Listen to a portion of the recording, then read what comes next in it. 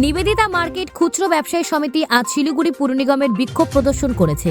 দুপুর 12টা নাগাদ প্রায় 280 থেকে 300 ব্যবসায়ী বিক্ষোভে অংশ নেয়। তাদের একমাত্র দাবি পুনর্বাসনের ব্যবস্থা করা হোক। বিক্ষোভকারীরা জানিয়েছেন তারা দীর্ঘদিন ধরে ব্যবসা করে আসছেন, কিন্তু সম্প্রতি বিভিন্ন উন্নয়নমূলক কাজের কারণে তাদের ব্যবসা স্থানান্তরিত হতে হতে বিপদে পড়েছে। তাদের মতে পুনর্বাসন না হলে তাদের জীবিকা সংকটে পড়বে। এদিনের বিক্ষোভে শিলিগুড়ি পুর নিগমের প্রতি ব্যবসায়ীরা একযোগভাবে তাদের দাবি তুলে ধরেন। তারা বলছেন যদি দ্রুত পুনর্বাসনের ব্যবস্থা না করা হয় তবে তাদের জীবিকা নির্বাহ করা কঠিন হয়ে পড়বে।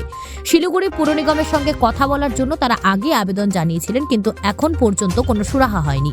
ব্যবসায়ীদের মধ্যে এক অস্থিরতা ও ক্ষোভের সৃষ্টি হয়েছে। গ্রামীণ উন্নয়ন ও ব্যবসায়ীদের জন্য সরকারের যথাযথ পদক্ষেপের প্রয়োজন, তা নিয়ে এখন ব্যাপক আলোচনা শুরু হয়েছে। Bureau report, news prime Times.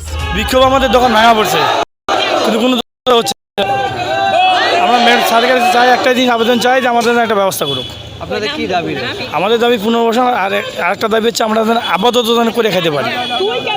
আপনারা কতজন আছেন? আমাদের দোকান আছে 116টা। কখন এসেছেন? আমরা আসছি এই 12টার দিকে। কতজন আসছেন? আমাদের মোটামুটি 250 থেকে 300 আছি। আপনার নাম?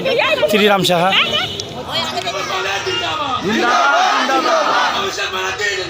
জিন্দাবাদ জিন্দাবাদ